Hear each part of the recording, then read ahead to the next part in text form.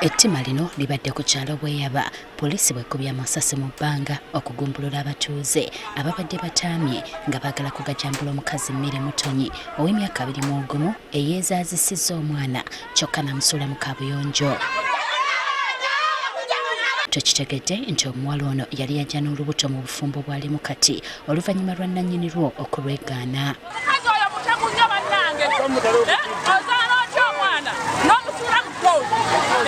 Bakendeza obwezigega basanga ne bawaasa bamufuya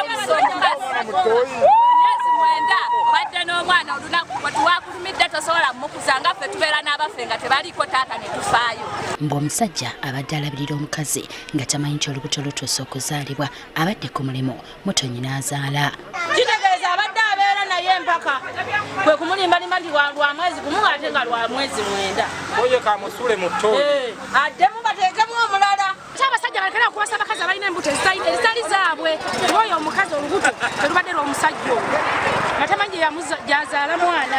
Yafuna olubuto omusajja n'amwegaana n'amala n'afuna omusajja omulala kati gwabadde naye abadde yamulimba nti alina olubuto lwa myezi 2 naye agenze okulaba ng'ate lumuluma ng'azaala. Bwabuuzibwa omuwala ebibuuzo n'agamba yali asoma Kitimba Bright College n'afuna olubuto nga tamanyi kitaawe n'ava ku ssomero naye ebintu yabirekayo kati nate n'afuna ono omuvubuka gw'abadde naye. Poliisi eyitiddwa mu bwangu ddala, ekirungi omwana aggiddwayo ng'akyali mulamu. Yamusuuliddeyo mu jaketi nga muzize bwati mu jaketi ensonga lwaki bamugjeyo ng'akyali mulamu. Wano abatuuze we batabukidde nga baagala babaye Mutonyi bamubonereze era ekikolwa bakivumiridde. Omuwala abadde amanyi yajja olubuto naye nga kyayagala alusibe ono omuvubuka naye ate ng'omuvubuka yamugambye olubuto lwa mwezi gumu naye tebamutta bamusibe mayisa.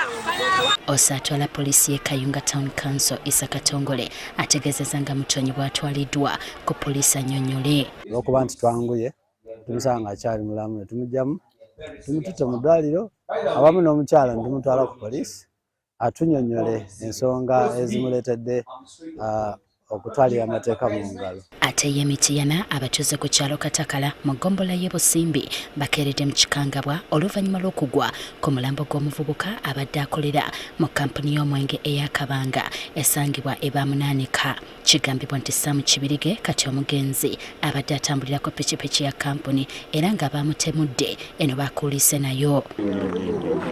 Okutta muno mu ngeri y'enzita bw'eti notta muno n'omutta ng'olinga atta ekisolo kiba kibi nnyo. Balikozesa nnyo abaziba emisango bakusanga ababbiite obeerako ku mulimo libakosa kuba bamanyi nti eri wabeerayo bapoliisi. Abatuuze obutemu bususse babutadde ku bunafu obuli ku byokwerinda eby'ekitundu. Niyo obutemu bususse oba sente ze zibabuze kubanga waliwo n'omulala gwe bakubira wali juuzi era bamusanga wali. Katonda yatulinda naffe ne tweggalira. Tetulina wangi musibe olw'ettaka balina gwe balwana naye n'ettaka taliiko kati wano tetulina kino kitundu kyeyamaani. Eba netusaba gavumenti etuyambe etuwe ebyokwerinda ku kyalo kubanga singa okwerinda kubaddewo kino kikuba tekyandibaddewo.